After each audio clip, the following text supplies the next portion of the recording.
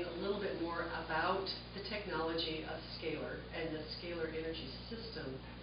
And to do that, I'm going to back up a little bit and just talk about what we know about the history of scalar waves, where that knowledge came from.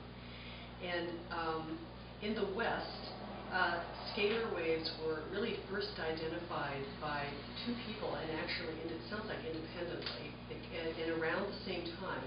Nikola Tesla, who many of you may have heard of, is a very exceptional inventor and thinker in the 19th century, and actually lived into the 20th century, and another guy named Charles Maxwell, whose work inspired Albert Einstein. And actually in the 20th century, Albert Einstein even agreed with the mathematics of scalar waves as a reality. And of course, in our modern society, we have lots of linear energy waves that we work with in our technologies, right? Direct current, alternating current, microwaves, radio waves, gamma rays, you name them, X-rays. These are all different types of linear waves, meaning they have a beginning and an end. What he noticed was that scalar waves, which are naturally occurring, are actually infinity waves. That means they do not destruct. They have no beginning or end. When generated, they just continue. So what he felt was that this would be a very interesting tool to use in carrying information, and that's really what scalar waves in modern usage are used for. And just 10, 15 years ago, this woman, Sandra Rose Michael, she was learning about scalar waves, and she thought, this is a very interesting principle, that you could have this neutral carrier wave that has all these very positive properties.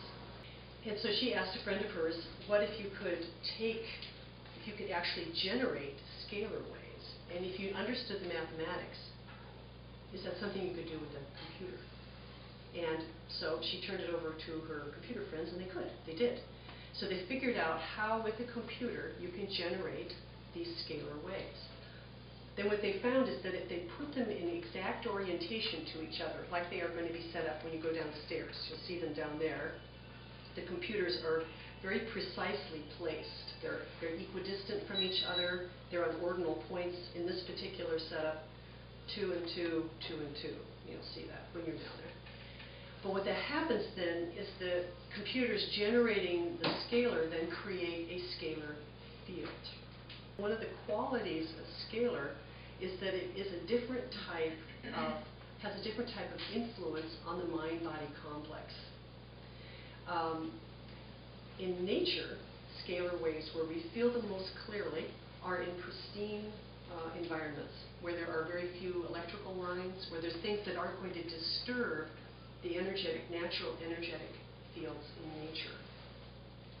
So when you go into the deep woods or you go to the ocean where you're really away from these sorts of things and you feel how rejuvenating that is to be in those areas, that's scalar wave. That's the Earth is a scalar wave emitter. It's a natural scalar wave emitter. So when you go into those places, it's nourishing.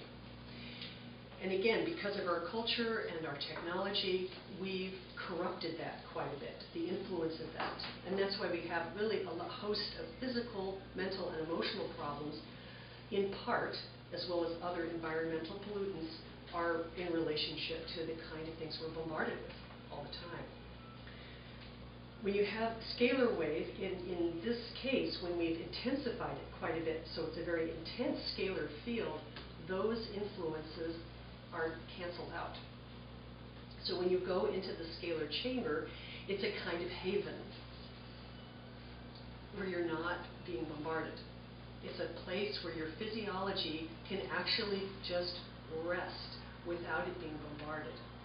Another quality of scalar wave is that it actually is extremely soothing, because there's a part of us that is, we are actually in our supremely healthy, integrated states. We are scalar wave emitters too. But because of the nature of our condition, our human condition right now, those qualities, that quality has, in a sense, been kind of buried a bit. And that's why we have oftentimes the host of problems or challenges that we have. Physical problems, health problems, emotional problems, mental problems are in relationship to this field, this natural field that we are being kind of impinged upon. So when you go into Scalar, it gives that quality of you a chance to kind of come more to the fore. And that's why so many people get in there and they go like, oh, this feels pretty good. And they really feel like they can truly and deeply relax in there. And that's what most people do. They go in Scalar and they truly and deeply get a chance to relax. That's the most common initial experience. And sometimes people will say that they may not have relaxed that deeply in a long time.